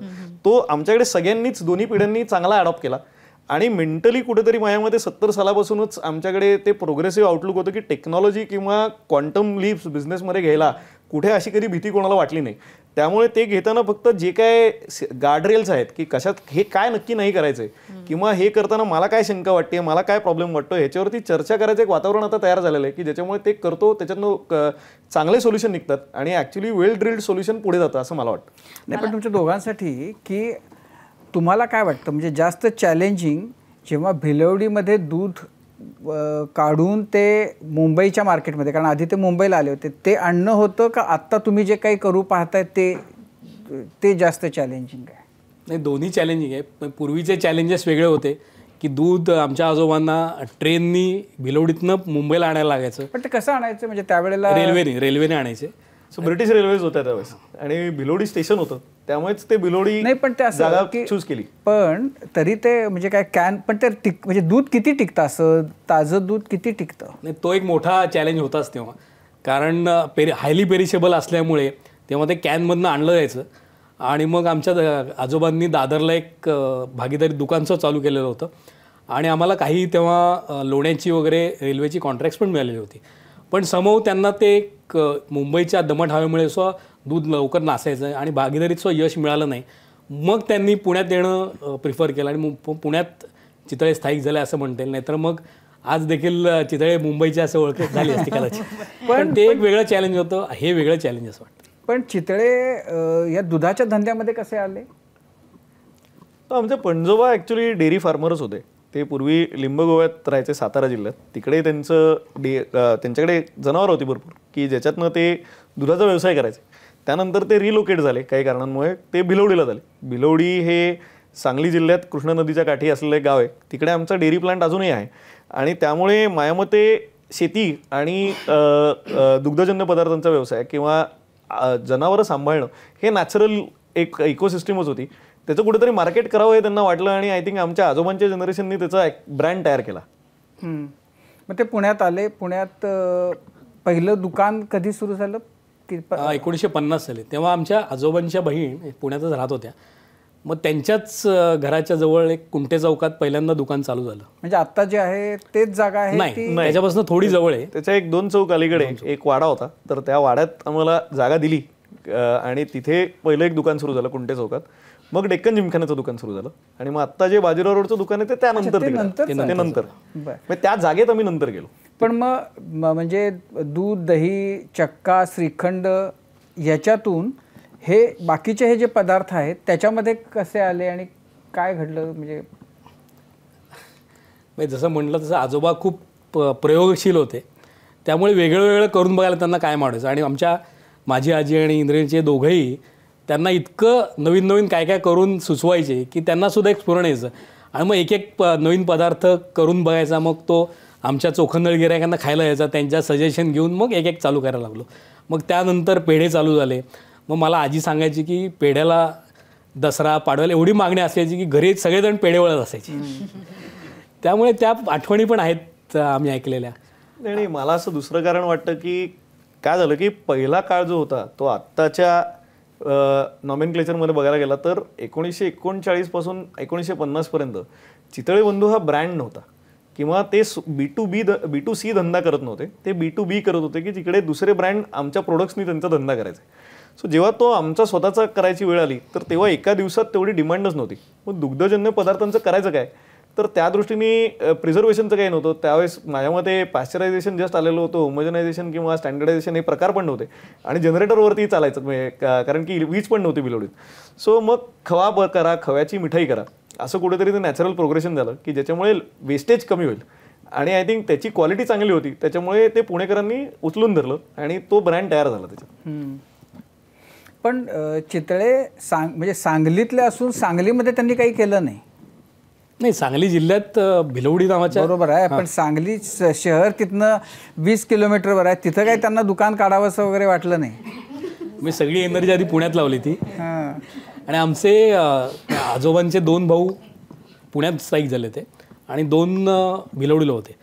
तिकडचे 2 भाऊ होते ते पूर्णपणे दुधाचं मॅन्युफॅक्चरिंग, कलेक्शन, मॅन्युफॅक्चरिंग, दुग्धजन्य पदार्थ बनवणे आणि ते सगळे झालेले पुण्यात पाठवून माझे आजोबा, इंद्रेलचे आजोबा हे त्याची विक्रीची पूर्ण व्यवस्था बघायचे. त्यामुळे पहिल्यापासून भिलवडी पुणे हा प्रवास चालू होता, जो अजूनही चालूच आहे. त्यामागे असं काही होतं का आधी पुणे जिंकायचं मग ते जग जिंकता येतं असं म्हणता येईल? कारण चोखंदर पुणेकरांच्या पसंतीस उतरल्यामुळे कदाचित असं आपण म्हणू शकतो. पण पुन्हा एकदा जर प्रश्नाकडे यायचं झालं तर तुमच्या मराठीत जरी बोलत असलात ना तरी तुमची बोलण्याची किंवा संवादाची भाषा ही वेगळी आहे. तर तुमच्या दोघांचं शिक्षण हे कोणी ठरवलं, कशा कुठे जायचं ते, आणि चितळेंच्या पुढच्या पिढीचं शिक्षण काय असावं हे कोण ठरवतं? कारण त्याचा व्यवसायाशी संबंध येणार आहे नंतर. आणि एखादं कोणी असं आहे का की मला याच्यात नाही, मला दुसऱ्या विषयात रस आहे, मला तिकडे जायचं? नक्कीच. म्हणजे आमच्या आजोबांचे आमचे पणजोबा एवढे तेव्हापासून लिबरल विचारांचे होते की आमचे एक आजोबा हे डॉक्टर होते. त्यांनी स्वतःचे एक नामावंत ते एक ENT सर्जन होते. ते या व्यवसायात नव्हते. दुसरे आमचे आजोबा आजही त्यांचा बिल्डिंग कन्स्ट्रक्शन तो व्यवसाय होता. पण बाकीचे सगळे त्यांची मुलं ह्या व्यवसायात होते आणि पिढ्यानपिढ्या हा व्यवसायात असल्यामुळे कदाचित माझे बाबा पण आले. मला सुद्धा जेव्हा याची वेळ आली तेव्हा असा काय फार विचार करावा असं वाटलं नाही, कारण लहानपणापासून आमच्या घराच्याच खाली फॅक्टरी असायची, तिथे छोटेखानी आमचं ही भट्टी असायची, रोज पेढे खायचे, श्रीखंडाचा आस्वाद घ्यायचा. अशामुळे ती चव आपोआप डेव्हलप झालेली होती आणि ह्याच जे आपण इतक्या आवडीने होतं त्याच पदार्थाचा व्यवसाय करायचा आहे असं लहानपणात कधी वाटलं नव्हतं. पण एक आपण म्हणतो ना, चांगलं खाऊन ती एक चव पण डेव्हलप होत जाते आणि मग असं वाटलं की हाच आपल्यासाठी योग्य व्यवसाय असावा. आणि त्यात आमचं दुधाचा व्यवसायामुळे रोज ते शब्द कानावर पडायचे, त्याच संकल्पना आपण त्यात संकल्पना जगत असतो आणि ते एक वातावरण असल्यामुळे कदाचित मी सुद्धा याच धंद्यात आलो असावं. पण तुमच्याकडे असे कोणी म्हणजे पुढच्या पिढ्यांमध्ये किंवा मुलांमध्ये, तुमच्या भावंडांमध्ये की कुणाला काही वेगळं करायचं होतं का? सगळ्यांना म्हणजे आपसुकच होतं की आपल्याला हे करायचं आहे, का सांगितलं नाही नाही बाकी काही नाही हेच करायचं आहे? नाही, तसं फ्लेक्झिबिलिटी होती. आय थिंक असं काही कंपल्शन नव्हतं. म्हणजे मला गाड्यांची खूप आवड आहे, त्याच्यामुळे माझ्या आजीला काय वाटायचं की मी ऑटोमोबाईल डीलरशिप चालू करावी. आणि मी इंजिनिअरिंगला गेलो तेव्हा सुद्धा माझ्या आजोबांना सांगायचे की हे काहीतरी आहे तर तुम्ही वेगळाच त्याला व्यवसाय करून द्या, कशाला तुम्ही त्याला इकडे करताय. तर त्यामुळे माझ्यामध्ये असं कधी प्रेशर आमच्यासमोर नव्हतं. पण त्याचबरोबरनी असंही होतं की आमच्याकडे ट्रान्सपरन्सी खूप होती. त्यामुळे आज इंजिनिअरिंगला जावं हे मी माझ्या काकांकडे बघूनच इन्स्पायर झालो, कारण तो आमच्या घरातला पहिला इंजिनियर होता आणि ते दुकानात RFID कार्ड असेल, नाही तर मग आमच्याकडे जे डेअरीमध्ये गाई मशीनला लावलेले RFIDचे टॅग्स असतील ते 90sमध्ये पहिल्यांदा असणं आणि कम्प्युटर बघणं हे आम्हाला त्यांच्यामुळेच मिळालं. सो कुठेतरी नॅचरल एक्सपोजर ते आम्हाला सगळ्यांच्या त्या शेअर्ड इकोसिस्टीममध्ये मिळालं की जिकडे कुठेही असे काही रिझर्वेशन्स नव्हते की बाबा हा वेगळा आहे तो वेगळा आहे, असं काही नाही. ॲक्सेस सगळ्यांना ओपन होता. त्या ओपन ॲक्सेसमुळे आम्हाला उलट यावं अशी कुठेतरी खात्री मिळाली आणि ते करताना आम्हाला तेवढं संधी पण चांगली मिळाली. पण मला तेही वाटतं की आता पुढच्या काळात जसं जसं आता 5वी पिढी 6वी पिढीचा आम्हाला विचार करायला पाहिजे की आम्ही आता फक्त बिझनेसचे ॲडमिनिस्ट्रेटर्स नाही आहोत, तर आम्ही केअरटेकर्स आहोत या लेगसीचे. तर त्याच्यामुळे लेगसीची केअरटेकिंग करणं ही सुद्धा आता फुल टाईम जबाबदारी आहे की ज्याच्यात आमचे प्रोफेशनल्स आणि आमचे वेगवेगळे व्यवसाय हे वेगवेगळ्या स्पीडनी वाढत राहतील. पण ते करताना त्यांना चितळे कल्चरमध्ये कसं इम्बाईब ठेवायचं आणि ते शिकवणं हे कुठेतरी आम्हाला आता बंधनकारक आहे असं मला वाटतं. त्यामुळे ते कल्चर इम्बाईब करण्यावरती आम्ही जास्त भर देऊ, रादर दॅन डिग्रीज किंवा प्रोफेशनल किंवा स्पेसिफिक क्वालिफिकेशन. त्या कल्चरला त्यांनी जर का नीट समजलं तर माझ्या मते पुढेही कंटिन्युटी राहील असं मला वाटतं. आमचे आजोबा एक काय म्हणायचे की हा नुसता वारसा नाही आहे, तर हा एक वसा आहे जो आपण असंच पिढीतून पुढे नेला पाहिजे. त्याच्यात बदल होतील, काही लोक येतील, काही लोक जातील, पण हा वसा घेतलेला तुम्ही तुमच्या पुढच्या पिढीपर्यंत असाच नेला पाहिजे. आणि माझा मुलगा सुद्धा आता म्हणजे त्याचा सुद्धा इंद्रनील असेल, निखिल असो, हा सुद्धा बघून आता तो असं म्हणतो की मी इंद्रनील काकासारखं मला सुद्धा इंजिनिअरिंगच व्हायचं आहे. पुढे व्यवसायात येईल का नाही माहीत नाही अजून, पण इंद्रनीलकडे बघून तो सुद्धा आता इंजिनिअरिंग करणार वाटतं आता नक्की. तुम्ही चितळे एक्सप्रेसचा उल्लेख केला की नवीन व्हेंचर तुम्ही सुरू केलं आणि तिकडे सगळे चितळेंचे पदार्थ मिळतात. पण चितळेंचे पदार्थ आम्हाला वेगवेगळ्या सुपर मार्केट्समध्ये पण मिळतात, आम्हाला ते डीमार्टमध्ये मिळतात. अगदी छोटंसं किराणा दुकान असेल तर त्यांच्याकडे सुद्धा चितळेंची बाकरवडी आम्हाला आवर्जून मिळते.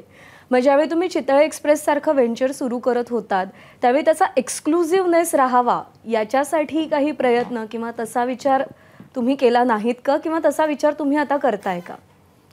नक्कीच तो पहिल्यापासूनच केलेला होता.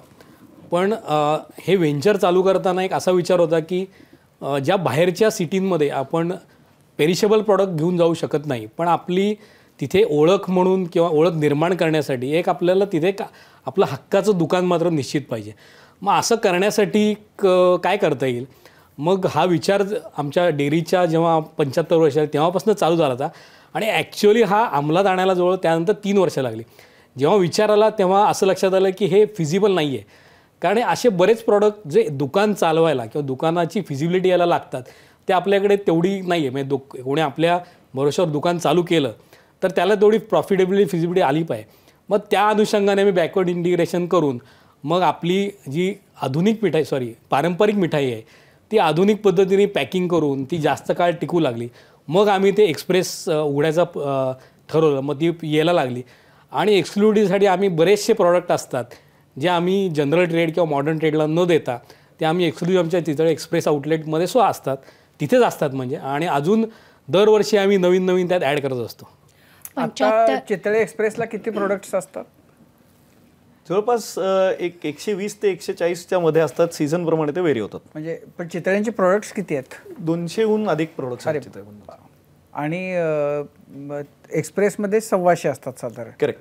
आणि म्हणजे बाकीचे जे आहेत ते तुमची जी चितळे बंधू दुकान म्हणजे पुण्याची दुकान आहे तिथे मोठ्या प्रमाणावरती लूज ट्रेमधनं आणि फ्रेश मिठाई म्हणून विकली जातात.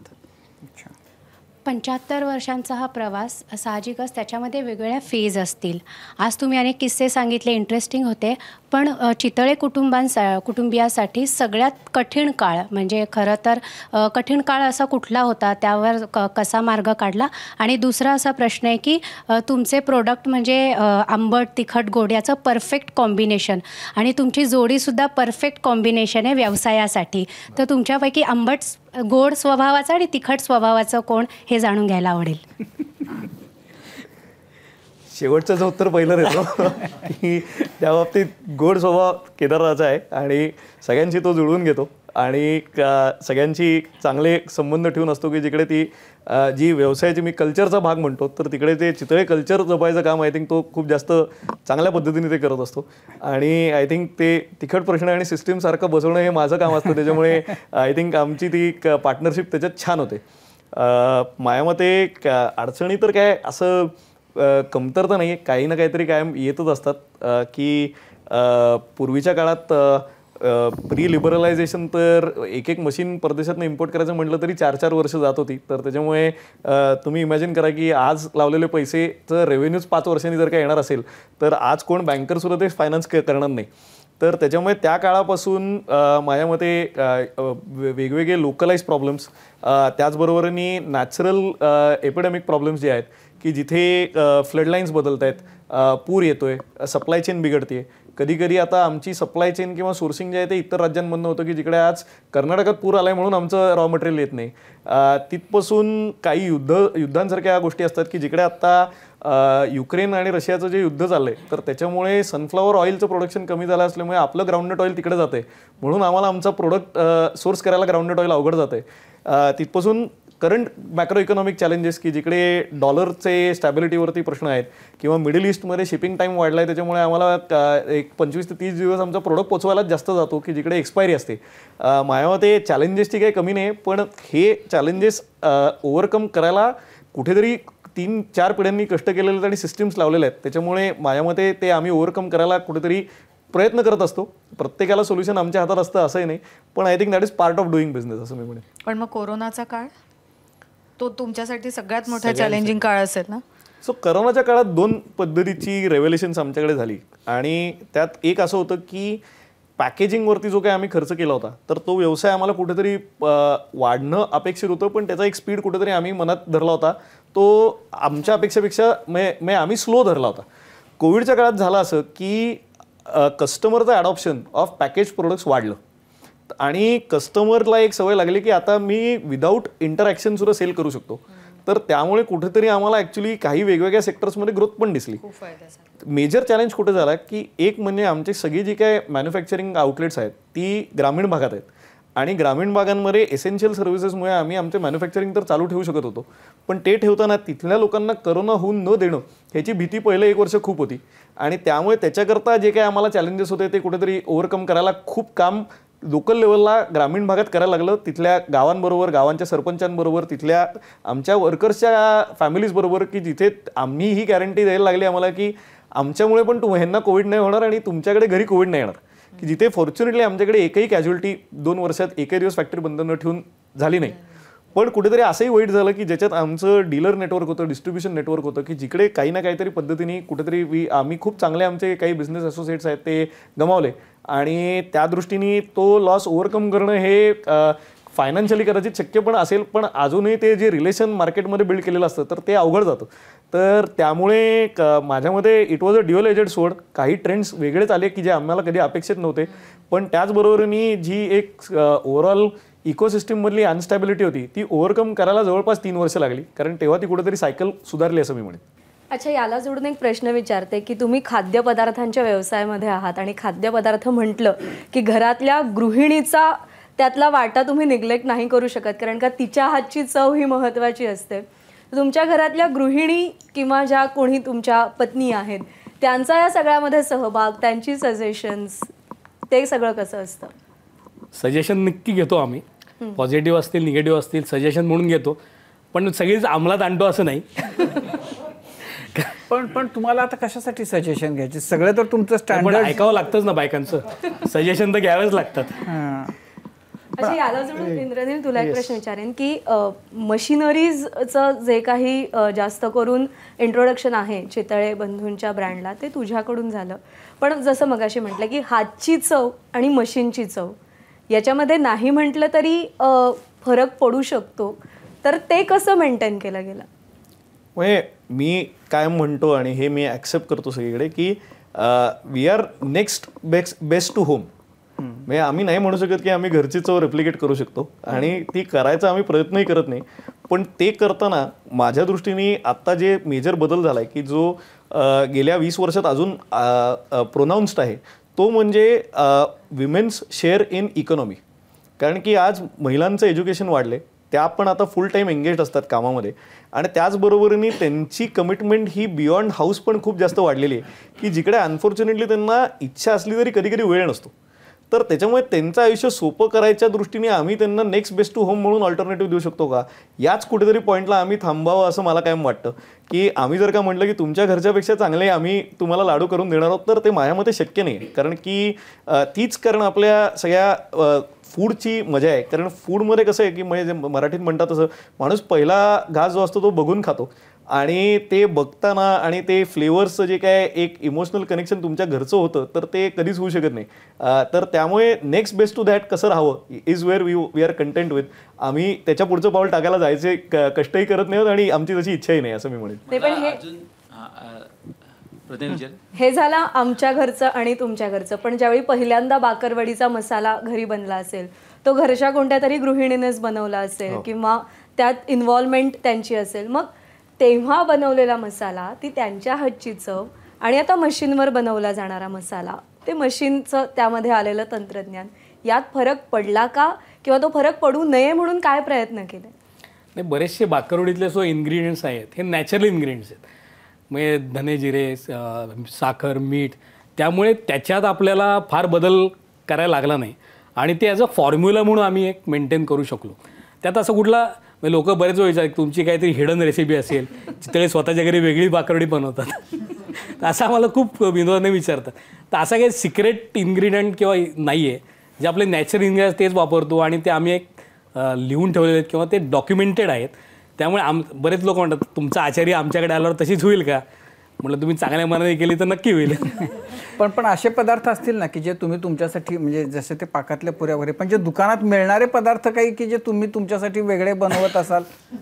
केलं तर तुम्हाला आम्ही नक्की बोलवणार, पण असं नाही होत. म्हणजे तुम्ही जे चितळ्यांच्या दुकानात मिळतं तेच श्रीखंड जर खायचं असेल तर वापरता घरी? तेच खातो. तुमच्यासाठी स्पेशल काही? नाही, मी आणि माझा मुलगी सगळे श्रीखंडाचे भरपूर फॅन आहे. मग आमच्याकडे तर आमच्याकडे असा आहे की एक फक्त श्रीखंड खातो, दुसरा तर फक्त आम्रखंड खातो, एकमेक दुसऱ्याला हात लावत नाही, इथपर्यंत आहे. पण एक इंद्रनील, आता मगाशात तू सांगितलं की 800 किलो बाकरवडी एका तासाला तुम्ही बनवता, पण याचं की किती बनवायची ह्याचं तुम्ही काय आडाखे असतात तुमचे? कुठलंही प्रोडक्ट बनवताना की किती बनवायचा, समजा आता सणासुदीचे दिवस आहेत, गणपतीचे दिवस आहेत, तर आपल्याला कोणती गोष्ट मार्केटमध्ये किती आणायची? आता समजा तासाला 800 किलो बाकरवडी बनत असेल तर म्हणून काय ती 24 तास चालू आहे असं तर नसेल राहत. किती बनवायची दिवसाला, आपण किती बनवायची हे कसं ठरतं? सो डिमांड प्लॅनिंगवरती बरंच काम केलं जातं आणि आमच्या प्रोडक्टला शेल्फ लाईफ आहे. त्याच्यामुळे कस्टमर सॅटिस्फॅक्शन काय आहे की सर्वात ताजा प्रोडक्ट त्याच्याकडे कमीत कमी वेळेत यायला पाहिजे. तर त्यामुळे याच्या अगेन्स्ट आपल्याला कुठल्या लेवलला किती स्टॉक ठेवला पाहिजे अशा पद्धतीचं एक मॉडेल आम्ही केलं जातं की ज्याला अगदी बेसिक इंजिनिअरिंग टर्म्सवरती म्हटलं तर थेअरी ऑफ कन्स्ट्रेंट्स असं म्हणतात, की जिकडे रिप्लेनिश चालू असतं की जिथे आज आमच्या नागपूर वेअरहाऊसला किती स्टॉक असला पाहिजे, मुंबई वेअरहाऊसला किती स्टॉक असलं पाहिजे, पुणे वेअरहाऊसला किती असलं पाहिजे, आमचा कर्नाटकातला डिस्ट्रीब्युटर किती स्टॉक ठेवतोय, या स्टॉकिंगचा पिरामिड वरती बनवला जातो. त्याच पिरामिड बरोबरीने काही इतर फॅक्टर कन्सिडर केले जातात की जो गेल्या 4-5 वर्षाचा डेटा असतो तो कन्सिडर केला जातो. त्याचबरोबरीने आम्ही आमचे टार्गेट कन्सिडर करतो की ज्याच्यात आम्ही ठरवलं की यावर्षी आम्हाला 20% कंपनी वाढवायची आहे व्हॉल्यूम्स वाईज, तर ते 20% टाकले तर किती होईल. आणि त्याचबरोबरीने काही इतर फॅक्टर्स कन्सिडर करतो की जे वेदरशी रिलेटेड असतील, पॉलिटिकल इश्यूशी रिलेटेड असतील, की जिकडे आम्हाला माहिती आहे की पाऊस पडण्याची शक्यता जास्त आहे किंवा मंथ एंड आहे आणि त्यात पावसाची शक्यता अजून जास्त आहे, तर अजून प्रोडक्शन कमी करायला पाहिजे. त्याचबरोबर मंथ एंड आहे, पाऊस पडायची शक्यता आहे, त्याचबरोबरीने तिकडे काहीतरी बंद असायची शक्यता आहे, तर अजून प्रोडक्शन कमी करायला पाहिजे. सो या पद्धतीचे बिग डेटा जसं म्हणतो तशा पद्धतीचे अल्गोरिदम्स आम्ही बनवलेले आहेत. ह्याच्यातनं आम्हाला बऱ्यापैकी ॲक्युरेटली आमचा डेटा कुठेतरी प्रोजेक्ट करता येतो की आम्हाला किती करायचं आहे ते. आणि त्याचबरोबरीने ह्युमन एलिमेंट इज इनएव्हिटेबल असं मी म्हणेन. तर त्याच्यामुळे कुठेतरी जो केदारचा, माझ्या बाबांचा, सगळ्यांचा जो इतक्या वर्षाचा एक्सपिरियन्स आहे की जिकडे कुठेतरी एक ठोस कॉल घ्यायला लागतो की डेटा तुम्हाला एक 90% ॲक्युरसी आणून देतो, ते शेवटचे 10% ओव्हरकम करायला कुठल्या दिवशी प्रोडक्शन बंद करायचं हे सर्वात क्रिटिकल असतं. तर त्याचा कॉल कुठेतरी घेतो आणि त्यामुळे आम्ही आमचे वेस्टेजेस कंट्रोल करतो. आणि वेस्टेज जितके कंट्रोल होतील ना तेवढं तुमचे प्रॉफिटेबिलिटी इम्प्रूव्ह होते. त्यामुळे कधीकधी जास्त टर्नओव्हरपेक्षा काही गोष्टी स्टॉकआउट झाल्या तरी चालतं, कारण की एक्सपायरी असते, पण ओव्हर प्रोडक्शन करून लॉस होऊ नये याचा आम्ही कुठेतरी प्रयत्न करतो. इंद्रनील जसं एक फार चांगलं म्हणला की मशीनचा उपयोग हा जास्तीत जास्त प्रोडक्शन करावा हाच एक नसून गिरायकांना आपण कमी वेळेत जास्त माल पुरवू शकतो आणि तो पण फ्रेश, हा जास्त माझ्या दृष्टीने एक आहे. की मग इंद्रनील असं म्हणलं की मोदकाचं मशीन आणल्यामुळे आम्ही मोदक खूप केले का, तर केले, पण ते मोदक आम्ही समजा एक दिवस आधी करून तर त्या दिवशीचे मोदक आम्ही आज गिरायकांना त्या दिवशी पुरू शकतो. याच्यासारखी मोठी अचिव्हमेंट नाही आहे की लोकांना जे फ्रेश, जे काल केलेले किंवा एक 4 तासापूर्वीचे देतो, तर आता आम्ही अगदी फ्रेश असं म्हणतो आपण, लगेच आपण लोकांना फ्रेश देऊ शकतो. ही खूप मोठं. पण मोदकासाठी वगैरे तुम्ही फक्त पुण्याचं मार्केटच नाही. मोदक आता आमचे सगळीकडे जगभरात जातात की आता अमेरिकेत जसं आता आम्ही 10 छोटे किऑस्क स्टोर्स पण काढलेले आहेत, किंवा असेच युरोपमध्ये आमचे काही डिस्ट्रीब्युटर्स आहेत, UAE डिस्ट्रीब्युटर्स आहेत, ऑस्ट्रेलिया, सिंगापूर अशी मार्केट्स आहेत. सो या सगळ्या देशांमध्ये आता मोदक अवेलेबल आहेत की जिकडे कालच मी पाहिलं की नॉर्वेसारख्या देशात सुद्धा एकाने मोदकाचं पाकिट गणपतीसमोर ठेवताना फोटो काढून मला टॅग केलं होतं. तर त्याच्यामुळे आय थिंक जो रीच आहे तो आमचा या ऑटोमेशनमुळे वाढला, खूप वाढला. तर म्हणजे असं जर मी विचारलं की आत्ता चितळ्यांची किती किलो बाकरवडी मार्केटमध्ये आहे तर तुम्हाला सांगता येईल? अजून नाही, पण एक लवकरच येईल असं वाटतंय, कारण पूर्णपणे त्याला वाटतं डिस्ट्रीब्युटर लेवलपर्यंत आम्ही सांगू शकतो. डिस्ट्रीब्युटरच्या पुढे बघायला गेलं तर रिटेलरकडे किती आहे हे आम्हाला अजून गेस करायला लागतं, कारण तो साधारण अंदाज माझ्यामध्ये 25 ते 30 टन तर असेल. म्हणजे 7 दिवसाचा स्टॉक मेंटेन करावा अशी आम्ही साधारण यंत्रणा लावलेली असते. तो हिशोब केला तर इंद्रिय म्हणतो ती फिगर बऱ्यापैकी जवळ असेल. अच्छा. आणि जसं म्हणजे आता बाकरवडी किती 800 किलो तासाला होऊ शकते, आणखीन असे जे बाकी प्रोडक्ट्स आहेत ते साधारण काय म्हणजे किती त्याचं प्रोडक्शन तासाला किंवा दिवसाला, असं म्हणजे तुम्हाला जे फार इंटरेस्टिंग वाटू शकेल किंवा वाटतं सांगायला असं? काजू कतली सारखा प्रोडक्ट आहे की तो साधारण आम्ही 1000 किलो तासाला करू शकतो. आज बर्फ्या करू शकतो का करता? ते करतोच, म्हणजे ते करतो, फक्त किती तास चालवतो हे सीझन प्रमाणे बदलतं. त्याच्यामुळे आता ऑफ सीझन असतो की जिथे साधारण एकदा संक्रांत झाली की होळीपर्यंत काही कार्यच नसतात, परीक्षा चालू असतात, इयर एंड फायनान्शियल आलेलं असतं, त्याच्यामुळे बजेट्स कमी असतात लोकांचे खर्च करायचे, तर तेव्हा लीन फेज चालू असते. मग परत होळीपासून पाडवा जरा पिकअप होतो, पाडव्यापासून उन्हाळ्याच्या सुट्ट्या सुरू होतात, मग आमची सप्लाय चेन वाढत जाते की जिथे चातुर्मास सुरू होतो तेव्हा आमची ऑक्युपन्सी जी असते ती ऑलमोस्ट 99% असते की जिकडे आम्हाला एकही मिनटं स्पेअर करायला नसतो. त्यामुळे आम्हाला आमची कपॅसिटी ही चातुर्मासाच्या हिशोबाने करायला लागते आणि मग कपॅसिटीचं शिफ्ट प्लॅनिंग जे आहे ते आम्हाला लीन पिरियडच्या हिशोबाने करायला लागतं आणि कशी ऑक्युपन्सी होते हे आम्ही ठरवतो. पण म्हणजे तुमच्याकडे काम करणारे आहेत त्याची आज ड्युटी बाकरवडीसाठी आहे, उद्या काजू कतलीसाठी आहे, असं असतं का? बाकरवडी करणारे बाकरवड्या करत असतात, काजू कतली प्लांट वेगळे आहेत, म्हणजे बऱ्यापैकी त्यात ऑलरेडी डिसेंट्रलायझेशन झालेलं आहे. म्हणजे रांजाचा आमचा जो अत्याधुनिक प्लांट आहे तिथे बाकरवडीसाठीच वेगळी मशीन आहे. फक्त बाकरवड्या तिथे फक्त बाकरवडी होते. एक बिल्डिंगच वेगळी आहे, त्यात फक्त काजू कतली मिठाई होते. नंतर पुण्यात आमची एक फॅक्टरी आहे ज्यात फक्त बाकरवडीचं आमचं एक मशीन आहे. नंतर दुसऱ्या याच्यात फक्त चिवडा होतो. असं पूर्ण डिसेंट्रलाइज आहे आणि ज्याची त्यांची व्यवस्था त्या मॅनेजर किंवा त्या वर्करना दिलेली असते, जे त्यांच्यात आता तज्ञ झाले असं म्हणता येईल. सचिनच्या बरोबर जेव्हा म्हणजे त्याला घ्यायचं आपल्याबरोबर असं ठरलं, तेव्हा सचिनच्या बरोबरचे त्या सगळ्या काळातलं काय तुम्ही सांगू इच्छिता किंवा सांगायला तुम्हाला आवडेल? म्हणजे आता जेव्हा सचिनला आम्ही घेतलं आणि पेपरात फोटो आले तेव्हा बरेचशा लोकांचे मध्ये तुम्हाला सचिन हो कसं म्हणलं. आम्ही बरेच वेळा ट्राय केला होता. तर आम्हीसुद्धा म्हणजे साधारण 2019मध्ये पहिल्यांदा हा विचार आमच्या एजन्सीने किंवा मांडला की असं आपण करू शकतो का. कारण आम्ही त्यांना एक प्रोजेक्ट दिलं की चितळे बंधू फॉर नेक्स्ट 5 इयर्स असं एक प्रोजेक्ट होतं त्यांनी. तर त्यांनी हा एक थॉट प्रोसेस आणले की आपण हा ब्रँड ॲम्बॅसेडर घ्यायचा. त्यात बरेच ऑप्शन आले ते. मग त्यात काय होते ऑप्शन? खूप होते. हिंदीपासून मराठीतले कलाकार होते. पण आम्हाला असं वाटलं की कुठेतरी इंद्रजी मगाशी म्हणलं असं मराठमोळा पण मराठी म्हणजे सगळ्या भारताला माहिती असलेला चेहरा कुठला घेऊ शकलो. तर मग सचिन तेंडुलकरवर आमचं शिक्कामोर्तब झालं. त्याच्यानंतरसुद्धा आम्ही बराच फॉलोअप घेत होतो पण आम्हाला समोर काही यश येत नव्हतं. मग सचिन यश येत नव्हतं म्हणजे तुम्ही प्रयत्न करत होतो. आम्ही त्याच्याशी रिच आउट करायचा प्रयत्न करतो पण समोर जमत नव्हतं. मग ते सचिनचे आमचे एक कॉमन फ्रेंड होते जे क्रीडा समालोचक आहेत, त्यांच्या थ्रू आम्ही ट्राय केलं. अगदी त्यांच्या थ्रू आम्ही ट्राय केलं. मग त्यांनीसुद्धा आमची असं इच्छा दाखवली. मग सचिनच्या टीमसुद्धा मला वाटतं त्यांनी सर्वे केला असेल आमच्या कंपनीचा आणि त्यांच्याकडनं सुद्धा हो आलं. आणि मग जेव्हा फायनल ठरलं की सुरेंद्र सरांचा फोन आला की सचिनला एकदा तुम्हाला भेटायचं आहे, तेव्हा सुद्धा आमचं खूपच आकाश ठेकणार असं म्हणता येईल. मग प्रत्यक्ष भेटल्यावर तो एक 16 म्हणता येईल तो एक झाला. सचिनला चितळेंचं कोणतं प्रोडक्ट आवडतं? आता खरं सांगायचं तर एवढी आमची घट्ट भेट झाली नाही अजून.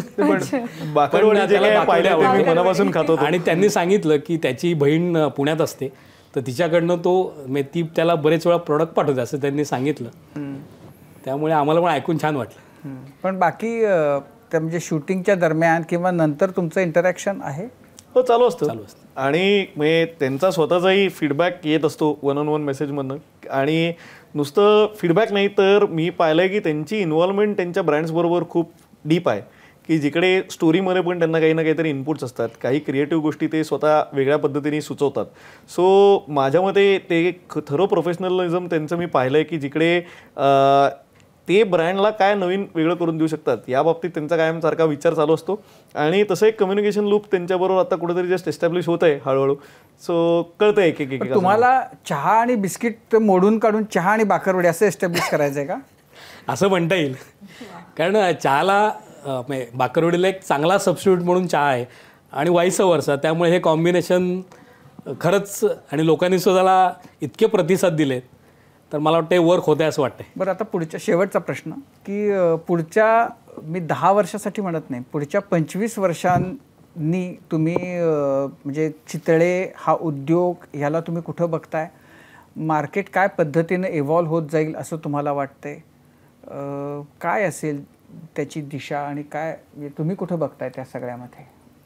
इंद्रजीने माझं असं कायम बोलणं चालू असतं की हा एक मिठाई बिझनेस न राहता इट्स अ फूड कंपनी म्हणून आपण याला इव्हॉल्व करू शकतो का. तर त्या दृष्टीने पावलं आम्ही टाकत आहोत की नुसतं मिठाई किंवा फरसाण न राहता बाकीचे रेडी टू ईट असतील किंवा रेडी टू कुक असतील अशा प्रकारचे किंवा फ्रोझन प्रॉडक्ट असतील त्याच्यावर खूप इंद्रदेलची R&D चालू आहे सध्या. तर असे वेगवेगळे पदार्थसुद्धा चितळे बंधू आपल्या गिरायकांना पुढच्या काळात देत राहतील. पण जो आमचा मेन कोर बिझनेस आहे मिठाई आणि मिठाई व्यवसाय तो देखील चालू आहे. त्यात काळानुसार बदल करत जाऊ. म्हणजे जसं आपण म्हटलं की एक मिलेटचं रेंज असेल ती पण आता आमच्याकडे अवेलेबल आहे किंवा शुगर फ्री असेल तीसुद्धा हळूहळू आमच्याकडे येतीच आहे. आणि एक फूड कंपनीला लागणारे योग्य इन्ग्रेडियंट जे लागतील ते आम्ही याच्यात नक्की आणत जाऊ असं वाटतं. 1976मध्ये मराठी माणसाला बाकरवडी त्यांच्या आयुष्यात आली मोठ्या प्रमाणात. पुढच्या 2-5 वर्षामध्ये असं त्यांच्या आयुष्यात काय येणार आहे त्यांच्या प्लेटमध्ये? सर्वात मोठा फोकस आमचा जो आहे तो आत्ता आमचा बिंच बार नावाचा एक पदार्थ आहे त्याच्यावरती आहे. त्याच्यात आम्ही काही आमच्या IPs केलेले आहेत की ज्याच्यातनं आम्हाला नमकीन IP म्हणजे इंटेलेक्च्युअल प्रॉपर्टी जे म्हणतो पेटंट, तर ते केलेलं असल्यामुळे आम्हाला नमकीन हे खुसखुशीत किंवा कुरकुरीत फॉर्ममध्ये बारच्या फॉर्मॅटमध्ये शेप देता येतो त्यांना आणि त्याच पद्धतीने ते ऑन द गो खाता येतात. कारण की आत्तापर्यंत जर नमकीन बघायला गेलं तर कायम ते ओता किंवा बाउलमध्ये घ्या किंवा हात खराब करून खा हा एक्सपिरियन्स होता. सो चटपटीत नमकीन्स हे जास्तीत जास्त प्रमाणात अवेलेबल कसे करून देता येतील या बार फॉर्मॅटमध्ये याच्यावरती आमचं काम चाललं आहे. त्याच्यात एक खूप मोठी लाईन आम्ही लावलेली आहे की ज्याच्यातनं डिमांड आम्हाला एक्सपोर्ट करता पण खूप चांगली यायला लागली.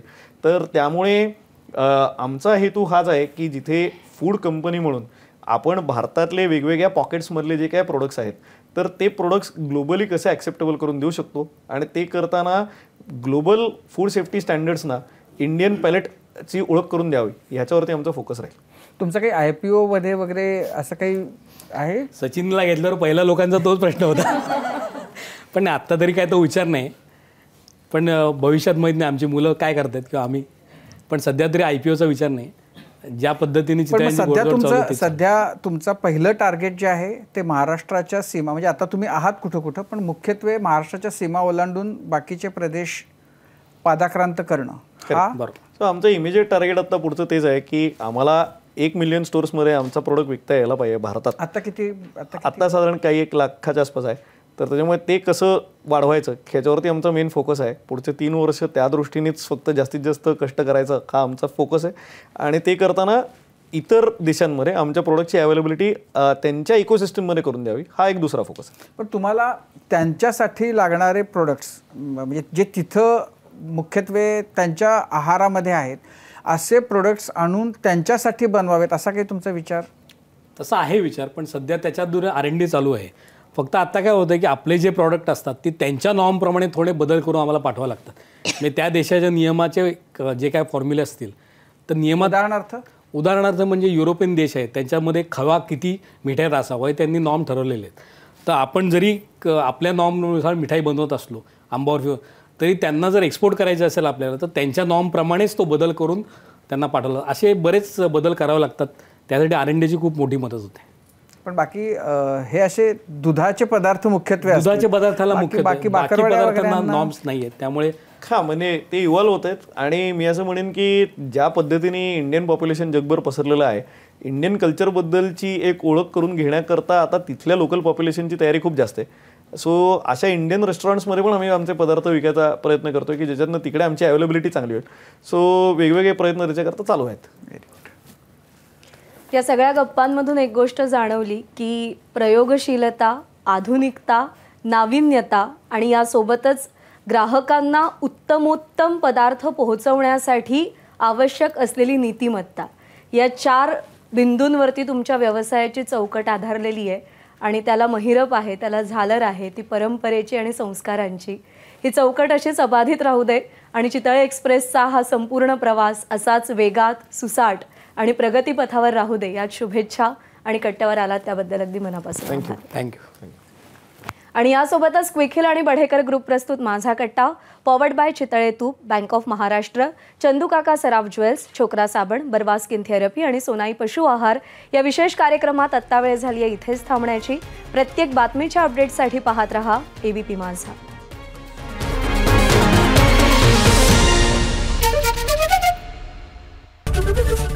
ABP माझा, उघडा डोळे बघा नीट.